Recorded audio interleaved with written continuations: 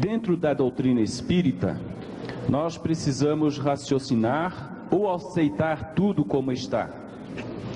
Pobre do espírita que aceite tudo como está. A doutrina espírita é altamente proponente do uso da razão. Allan Kardec chega a nos falar isto ao abrir uma de suas obras, que a razão certamente tem que ser o elemento que nos ajude a enfrentar as situações variadas. É importantíssimo que o espírita não seja Maria vai com as outras, vaquinha de presépio, todos esses epítetos que a gente pode encontrar. É importante que o espírita amadureça. Ah, mas foi o espírito que disse, mais um motivo da gente duvidar, da gente questionar. Não é o espiritismo responsável por essa crença cega que paira no nosso meio.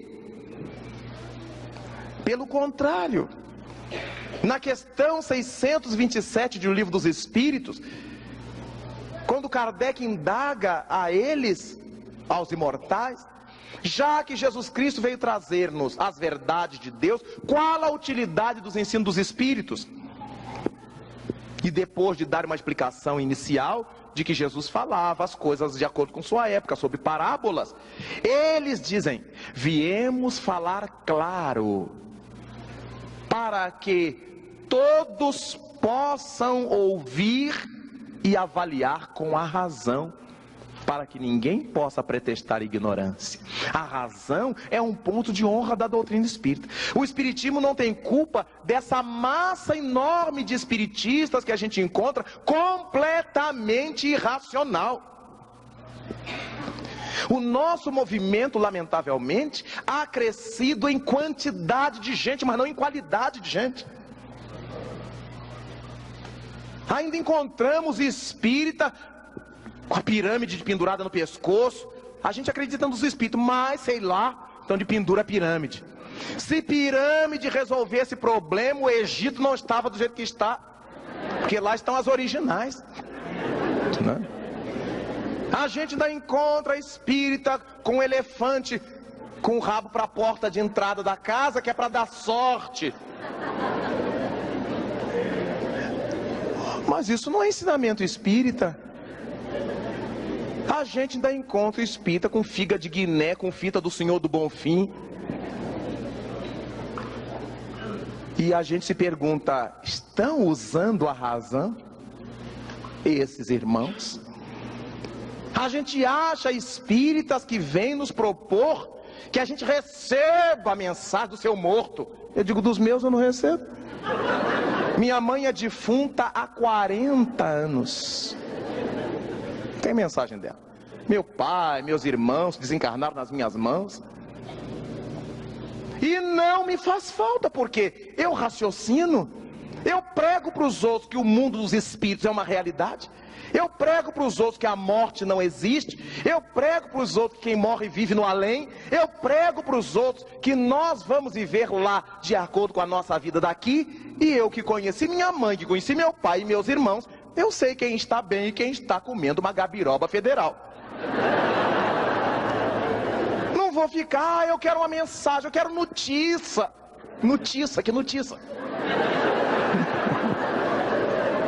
Importante que os espíritas raciocinem. Bom, minha mãe era uma mulher nobre. Ela só pode estar bem, senão tudo isso que Jesus ensinou é mentira. Fulano era uma pessoa desequilibrada, não pode estar bem enquanto não se equilibrar, porque a morte não nos converte em santos. E por aí afora, o espiritista, mais do que qualquer outro, tem o dever de raciocinar. Quando nós vemos confrades que ouviram falar, é espírito, e já põe a mão na testa e já respira, são desequilibrados emocionais. Quando disser assim, é espírito, aí que a gente aguça todos os sentidos. Prestar atenção na linguagem, na forma, no conteúdo, é o que propõe a doutrina. E o espírito Erasto chega a dizer É dura a mensagem dele. É melhor rejeitarmos 9 verdades a termos que aceitar uma mentira. Só que o nosso povo espírita está fazendo o contrário. Engole todas as mentiras e põe de quarentena a verdade. Raciocinar e sempre. Os espíritos bons não brigam com a gente se a gente usar o raciocínio, pelo contrário. Se nós usássemos melhor nosso discernimento, não haveria tanta obsessão. Não cairíamos em tantas esparrelas. Não veríamos tantos problemas no nosso movimento como vemos. Então, por favor, ser espírita é ter como ponto de honra reger-se pelo aprendizado intelectual e pelo aprendizado sentimental. Amai-vos e instruí-vos. Temos que usar o raciocínio.